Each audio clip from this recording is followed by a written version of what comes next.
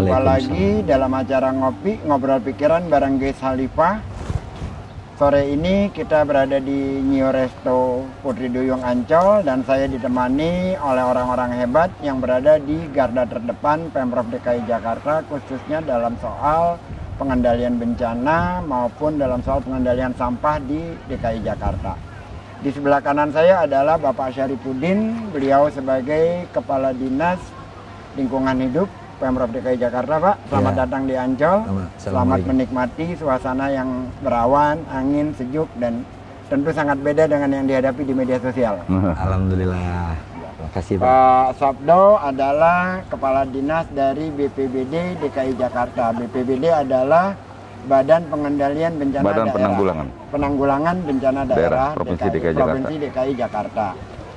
Teman-teman ngopi bareng, hari ini kita akan ngobrol seputar Jakarta, tidak hanya soal banjir, tetapi juga banyak hal yang akan kita bicarakan kepada beliau-beliau ini, diantaranya juga tentang COVID yang sekarang sedang melanda Jakarta. Tapi karena yang lagi serunya adalah soal banjir, sementara ini jadi kita bicara tentang banjir dulu ya, karena lagi tren, lagi rame. Karena dari 34 provinsi, ada sekian provinsi mengalami banjir, ada sekian daerah di Jabodetabek juga kena banjir, tetapi seorang politisi tinggalnya di Bekasi, wakil sekjen partai, bicara banjir yang di Jakarta. Betapa menariknya banjir di Jakarta itu, karena dinamika politiknya jauh lebih tinggi daripada substansi banjirnya. Ya. Nah, dalam konteks itu mungkin kita bicara dalam rangka penjernihan pikiran, dalam rangka bicara menggunakan akal sehat kita, dalam rangka bicara kepada publik situasi yang sebenarnya di luar dari dramatisasi yang seorang dari BPIP yang nggak ada hubungannya dengan banjir pun ngomong banjir. Jadi kan itu kekeruhan yang terjadi. Nah, untuk kekeruhan itu dibersihkan juga selain banjir, kan kekeruhan akal sehat ini masalah nih. Jadi kita ngobrol-ngobrol dengan yang mengepalainya. Pak Sabdo, dalam konteks Jakarta sekarang sebenarnya berapa persen sih wilayah yang terkena banjir di DKI yang per kemarin tanggal 19-20 itu? Ya, jadi berbicara banjir, ini berbicara tentang 3 front, ya, yaitu dari hulu, kemudian hujan lokal, kemudian aerob. Jadi aerob. 3 front ini menjadi sebuah kejadian setiap tahun akan terjadi, dan Pemprov DKI Jakarta sudah membuat skenario, 7 skenario yang dibuat, dan itu kita sudah membuat sebuah buku edukasi sosialisasi kepada masyarakat agar supaya memahami tentang bagaimana kita mengantisipasi, bagaimana kita memitigasi untuk menghadapi 3 front ini. Jadi dalam 3 front itu teman-teman ngopi bareng sudah ada bukunya. Ya. Satu judulnya Panduan Kesiapsiagaan Menghadapi Banjir bagi Masyarakat. Ya. Ini yang bagi masyarakat. Jadi nanti tolong kameranya dideketin ya, coba kelihatan judulnya. Dan ini Pedoman Pengendalian Banjir bagi Organisasi Perangkat Daerah, Lembaga Usaha, dan Relawan. Ini juga sudah ada bukunya. Ya. Dan menariknya, buku ini bisa dibaca tidak hanya sekedar cetak, tapi kalau Anda membuka akun BPBD, Twitter, akun BPBD, bisa langsung mendownload ini. Betul. Karena ada barcode-nya langsung di dalam sana ya. Menarik sekali Pak Sabdo. Jadi sudah antisipasi, bukan saja dikerjakan, tapi secara teoritis sudah ada dalam bukunya. Baik, silakan Pak Sabdo teruskan kondisi yang akhir-akhir ini terjadi. Baik, Mas Ges Halifah, terima kasih. Kami lanjutkan bahwa dengan buku ini ada bagian kesiapsiagaan kita di dalam menghadapi bencana banjir ataupun bencana kesiapsiagaan kita di musim hujan. Nah, terkait dengan ini maka kita pun sudah melakukan apel siaga di bulan November, 4 November tepatnya di Jakarta JICT 2 Tanjung Priok. Itu kita mengerahkan 1.500 stakeholder, TNI, relawan, Polri, dan semua kita kolaborasi pentahelik dalam menghadapi suasana yang seperti terjadi tanggal 19 maupun tanggal 20. Jadi Ya. dari jauh hari sebelumnya Sudah kita siapkan sudah dengan baik. disiapkan dan sudah diantisipasi, Betul. bahkan bukan hanya dengan aparat Pemprov, tapi Betul. juga dengan lembaga lain. Kolaborasi. Kolaborasi semua. Ya. Menarik sekali Pak Sabda. Nah, kejadiannya kan tetap terjadi banjir. Ya. Dan memang kan kalau Jakarta banjir itu bisa dipastikan sulitlah untuk kita menghilangkan nama-nama di Jakarta aja, Rawa Bebek, Ya. Rawa Jati, Ya, betul. Rawa Buaya. Rawa Buaya, Ya, itu betul. memang kita hidup di Jakarta akan Ya. akrab dengan yang namanya air gitu. Betul. Ya. Betul. Nah, terus pengendaliannya kemarin bisa 1 hari gimana Pak Sabda? Ya, jadi dengan kesiapsiagaan kita dengan berbagai elemen masyarakat, baik pemerintah maupun relawan, NGO, TNI Polri itu menunjukkan hasil. Alhamdulillah itu air surut pada pukul 3 dini hari pada malam Senin itu alhamdulillah sudah surut. Nah ini bukti bahwa kalau sesuatu itu kita siap, maka insya Allah itu bagian daripada ikhtiar kita dan terbukti bahwa air itu surut. Dari jumlah RW itu 113 RW. Ya, kemudian 113 RW dari total RW di Jakarta. dari berapa? total RW data kami ada di sini. 2.700. Dari total RW adalah sebanyak 2.741. 2.000. Sebentar. Total RW adalah sebanyak 2.734 RW. Jadi hanya 0,04%, Pak. Teman-teman ngopi bareng ada 2.734 RW, ya. yang terkena banjir 113 RW. Jadi 0,04%. 0,04% yang terkena banjir. Ya. Kalau dibandingkan dengan 2007 itu 2/3 Jakarta. Betul. Gelap. Kalau dibandingkan dengan 2015 itu 200 lebih apa 300 lebih. Iya, RW, betul. ya.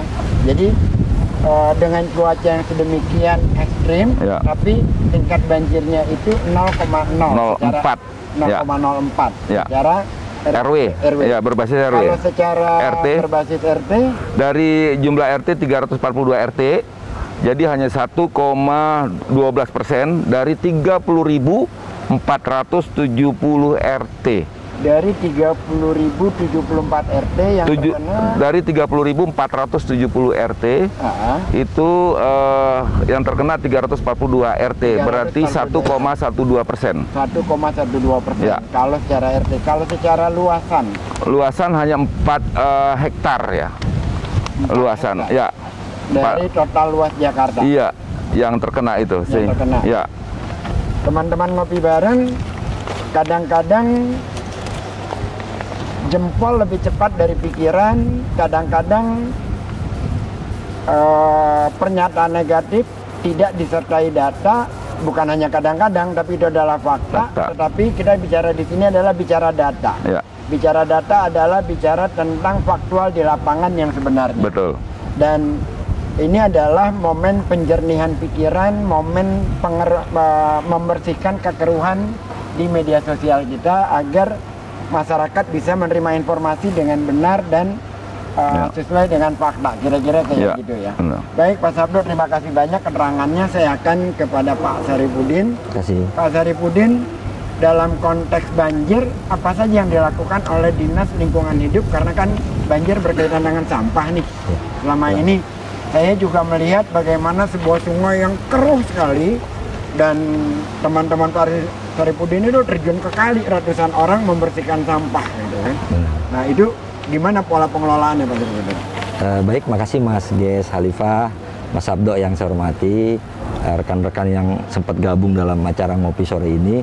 Memang Dinas Lingkungan Hidup itu adalah salah satu SKPD yang ada di Pemprov DKI Jakarta yang tadi disampaikan di dalam upaya mitigasi penanggulangan bencana.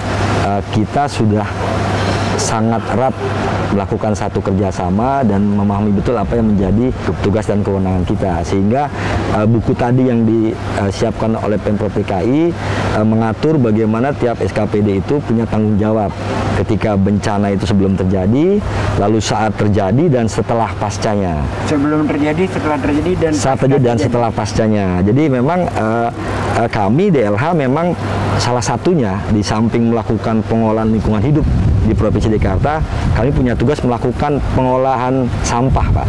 Sampah yang orang bilang salah satu penyebab banjir ya, mungkin bagi itu ada sampah. Tadi bicara aliran sampah yang ada di aliran sungai, itu salah satu bagian lokus kerja kami.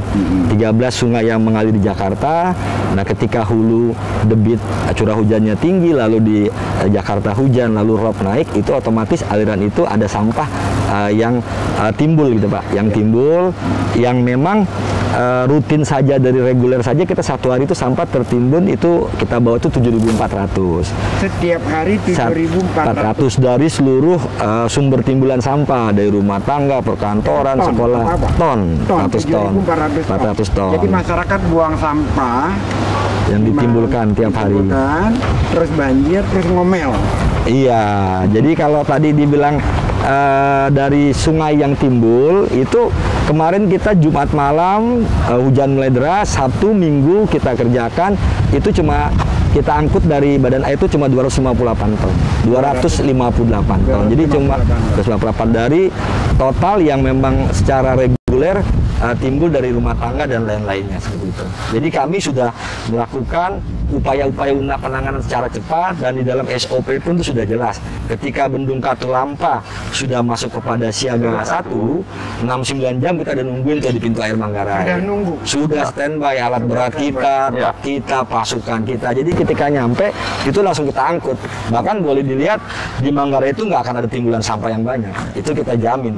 Terutama di daerah aliran Sungai Ciliwung. Salah satunya. Di Bagaimana Ciliwung. dengan yang di sungai-sungai lain? Sama juga seperti itu. Sama, Pak. Jakarta kan ada 13 sungai. Betul. Jadi ada Kali Grogol, Krukut dan segala macam itu sudah kita persiapkan petugas kita yang kemarin kita kerahkan secara khusus 4.700. Secara khusus 4.700, baik yang menangani di darat dan juga ada di pemukiman yang ketika banjir, pasca banjirnya mereka banyak yang tergenang, barangnya alatnya sampah akan tambah lagi tuh. Tetapi secara cepat kita pastikan Minggu itu Senin itu sudah selesai dan hari ini sudah clear semuanya, insya Allah clear semua. Pak Saripudin, saya membaca juga bahwa dalam kaitan sungai di Jakarta ini 13 sungai itu tanggung jawabnya pemerintah pusat. Ya, ada yang hanya sungai-sungai kecil yang menjadi tanggung jawab pemerintah daerah Provinsi DKI Jakarta. Lantas ada janji dari pemerintah pusat membuat waduk Cimahi, Sukamahi sama itu. Ciawi. Sejauh mana itu waduk yang sudah dikerjakan itu? Sepengetahuan kami memang waduk itu kan waduk yang dipersiapkan ketika dari hulu curah hujan tinggi mereka bisa menampung secara khusus sehingga tertahan dalam sekian jam. Sudah selesai belum?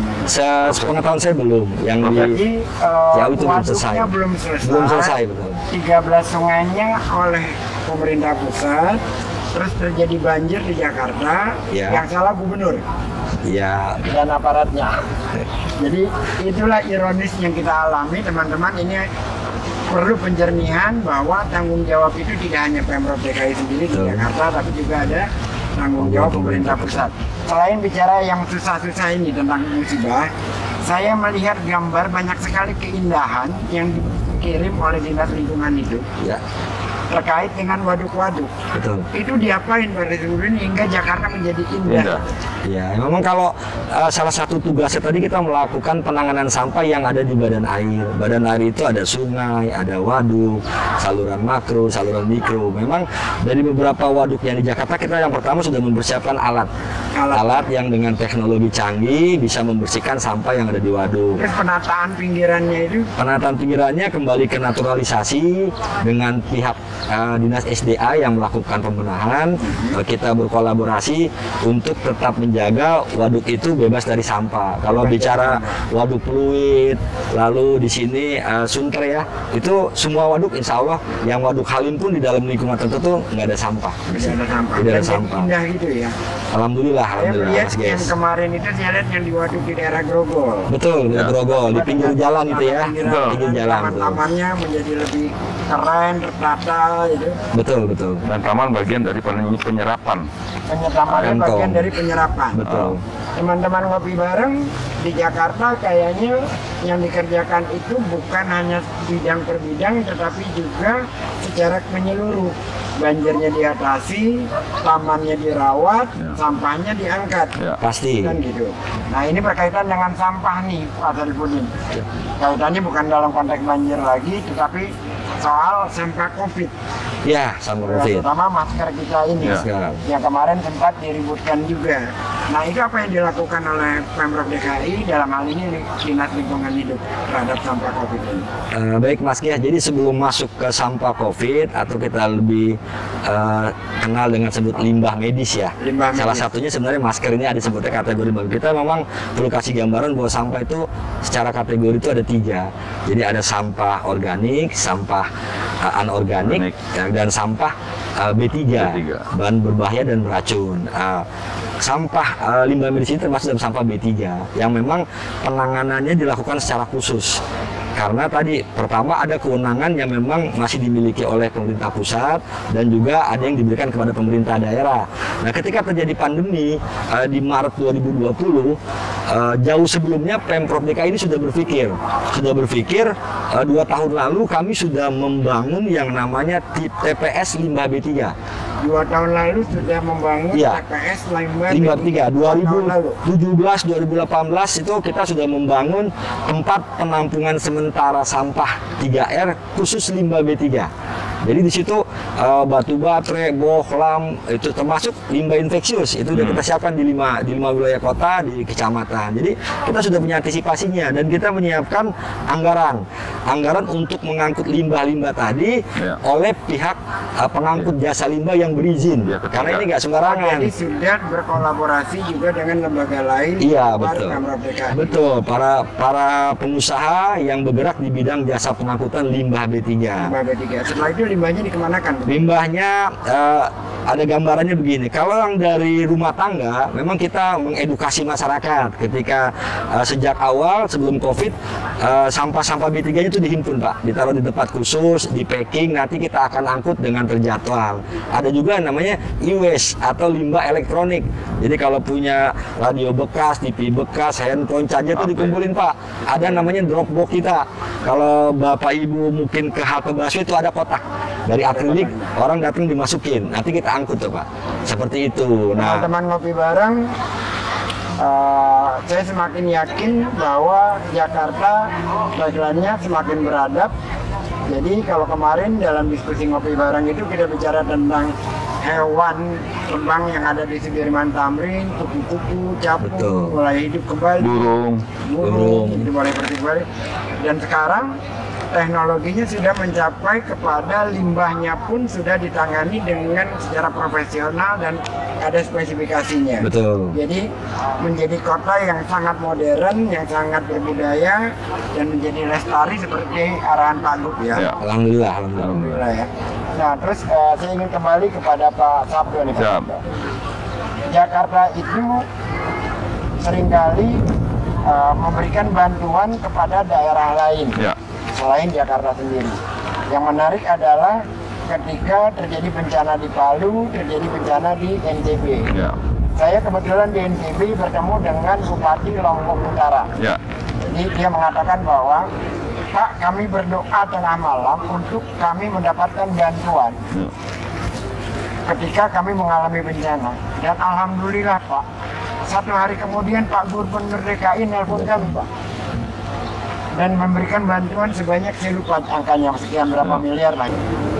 Teman-teman ngopi bareng, demikian tadi yang disampaikan oleh Pak Sarifudin maupun Pak Sabdo, dan kita ingin kembali lagi kepada Pak Sabdo terkait tentang bencana ya Pak Sabdo. Jadi saya agak turunin ini karena suara saya agak sengau kalau saya ingat sekali bahwa Pemprov DKI itu dalam konteks bencana tidak hanya bertanggung jawab terhadap Jakarta.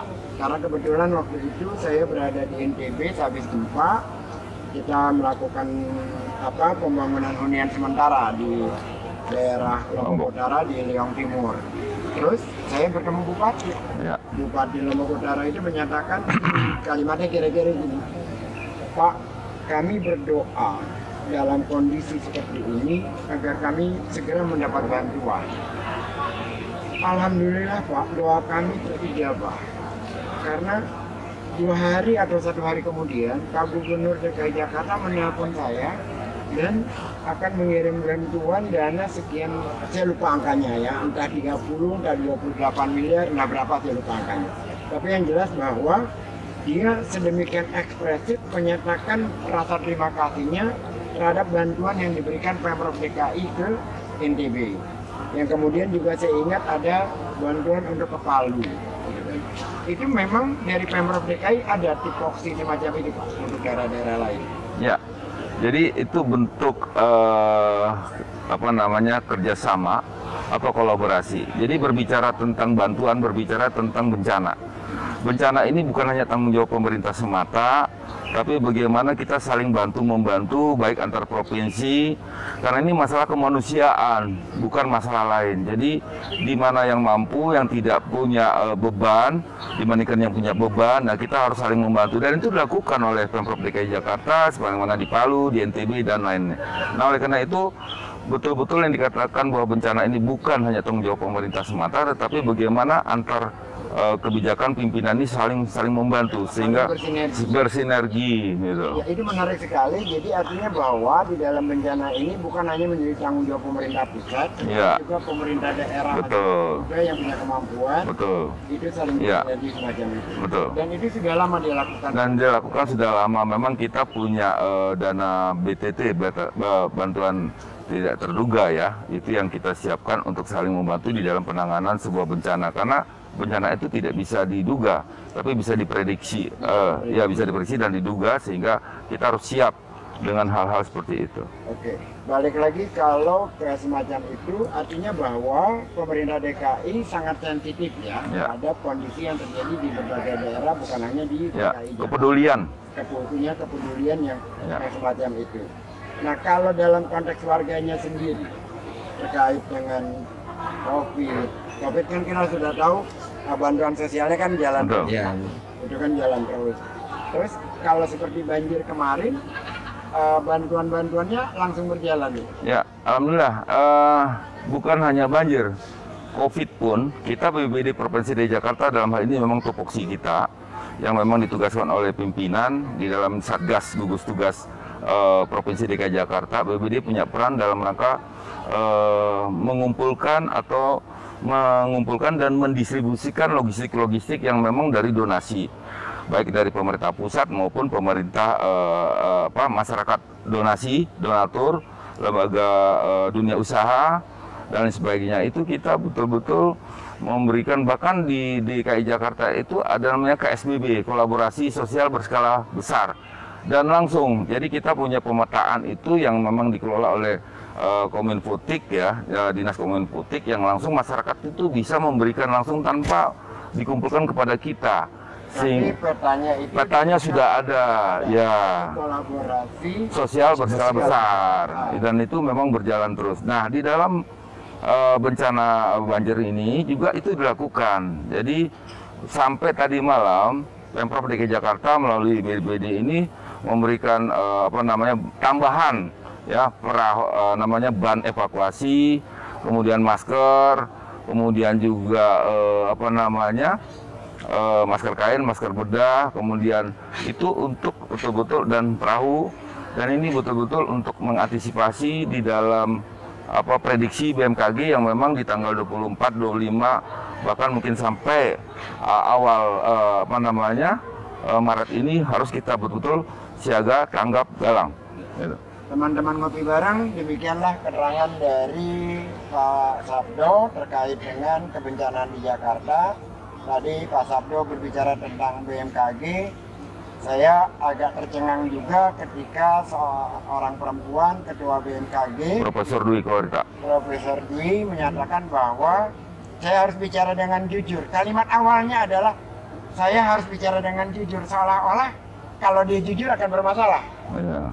Tapi dia katakan kalimat awalnya, saya harus bicara dengan jujur, bahwa sebenarnya Pak Gubernur DKI jauh hari dari bulan November sudah menelpon saya berbicara tentang kesiapan Siapan. mengantisipasi untuk Jakarta apabila terjadi banjir. Betul. Bahkan simulasi juga dilakukan. Untuk Ya. bulan Januari yang Ya. ternyata terjadinya di bulan Februari. Ya. Itu Jakarta mempersiapkan simulasi. Simulasi di 5 wilayah kota dan Pulau Seribu kita lakukan itu. Yang menariknya adalah bukan simulasinya untuk saya, Ya. tapi kalimat pertamanya saya harus bicara dengan jujur. Ya.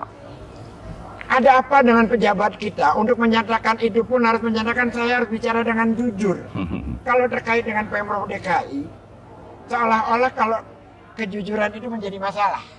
Tolong teman-teman ngopi bareng, tafsirkan sendiri kalimat saya itu betapa beratnya yang mereka lakukan, bukan dalam hal pekerjaan saja, Ya. tapi untuk seorang pejabat lain bicara dengan jujur pun, dia harus mengatakan kalimatnya seperti itu sebelumnya. Artinya dia harus menanggung sesuatu apabila menyatakan yang seperti Mungkin itu. izin tambahan Bang Gis. Ya, silakan. Jadi Pak. alhamdulillah di dalam adanya genangan banjir kemarin di tanggal 19, 20 dan 22-nya sudah kering. Ini berkat kolaborasi kita. Jadi pengerahan SKPD itu kurang lebih 16.000 lebih ya. 16.300 sekian itu personil turun ke lapangan, betul-betul semua pompa kurang lebih 1.013 buah pompa, baik itu dari DSDA, dari Damkar, betul-betul untuk cepat mengeringkan daripada di mana terjadinya titik-titik genangan. 16.300 lebih lah.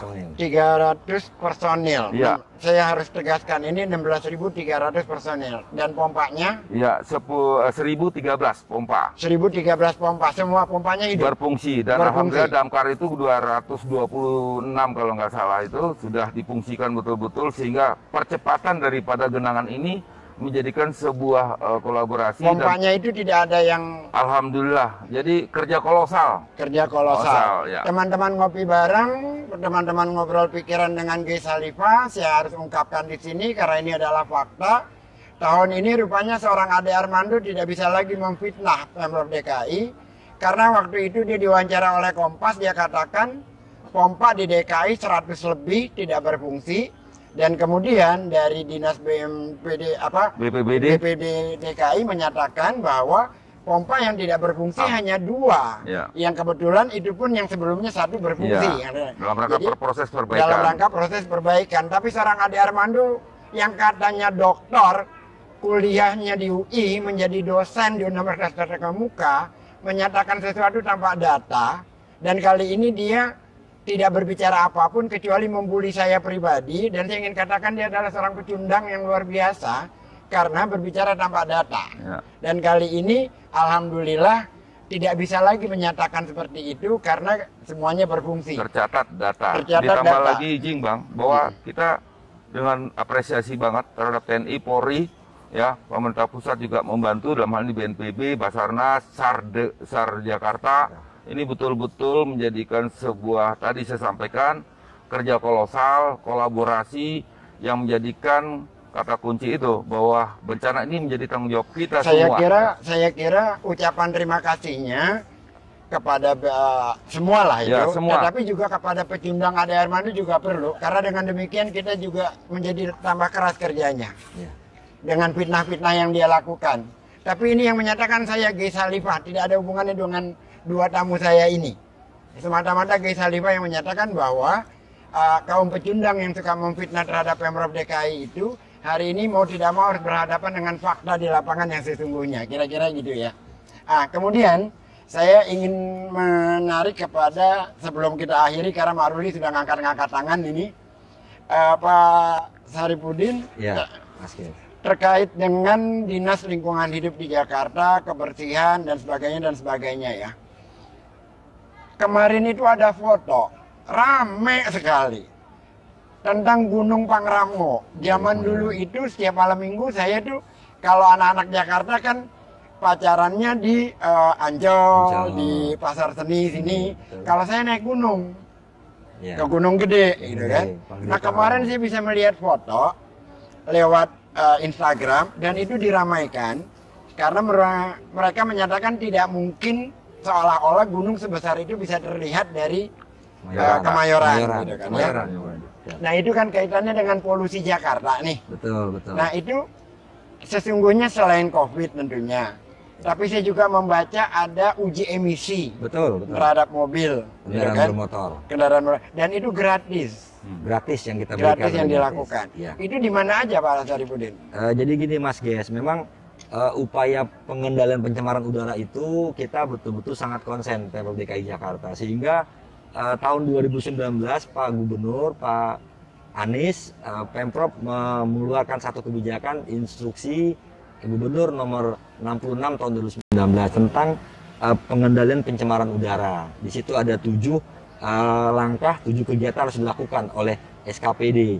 Misalnya satu, pembatasan kendaraan angkutan umum yang sudah tua digantikan dengan sistem transportasi yang baru. Yang di Jakarta. Yang ini di Jakarta. Jadi Ingup 66 2019 itu ada 7. Yang kedua, uji emisi yang harus kita lakukan. Nah, lalu penanaman pohon-pohon yang dapat menghasilkan oksigen sehingga udara menjadi semakin baik. Dan beberapa kebijakan lain yang kita secara kolosal SKPD itu melakukan sesuai dengan tugas fungsinya. Lalu di tahun 2020 tindak lanjut dari pengendalian pencemaran udara tadi, kita menetapkan lagi nih Pergub 66. Pergub 66 tahun 2020, yaitu tentang kewajiban uji emisi. Uji emisi kendaraan bermotor, di mana kendaraan yang berusia di atas 3 tahun, kalau dulu tuh nggak wajib motor, tapi sekarang mobil wajib uji emisi, lalu kendaraan perseorangan ya, motor pun wajib yang usia di atas 3 tahun. Data populasinya kalau kita dari data empiris tadi, kalau Bang Ges bilang kita punya satu pedoman ya, kalau bagi kami kita punya fakta, kita punya data. Saya baru berkata nih, saya nggak berani ngomong tanpa fakta dan tanpa data gitu kan. Ya, tidak seperti dosen itu tadi lah saya ya, yang gitu. mengatakan Jadi, bahwa kita bisa pompa mati 100 datanya nggak ada, nggak seperti itu jadi lah ya gitu ya. kita bisa pertanggungjawabkan itu. Kalau dengan publik kita jelas, kita punya 14,5 kendaraan bermotor, itu motor. Ya kan, lalu 4 juta mobil. 4 juta mobil. Nah, dan sudah kita dari bulan Juli diterbitkan, kita kasih transisi 6 bulan, sehingga kemarin 26 Januari 2021 efektif Pergub itu diberlakukan. Efektif Pergub itu diberlakukan. Sehingga kita semua punya kewajiban mengecek kendaraan kita. Ini salah satunya yang memberikan kontribusi bagaimana udara Jakarta semakin baik. Di samping yang lainnya nih, cerobong pabrik kita periksa, lalu usaha-usaha yang menghasilkan polusi udara itu pun kita lakukan pengawasan. Begini Pak Saripudin, saya juga membaca bahwa polusi Jakarta bukan hanya dari Jakarta, tetapi ada cerobong-cerobong pabrik, terutama di daerah Tangerang dan di Bekasi. Betul. Nah itu sinerginya gimana? Apakah bisa dilakukan dengan pemerintah setempat? Benar, kita punya satu lembaga namanya BKSP, Jabodetabek, Badan Kerjasama Pembangunan Jabodetabek. Jadi ada semacam forum koordinasi pembangunan yang dilakukan oleh Jakarta dengan daerah penyangga, Pak.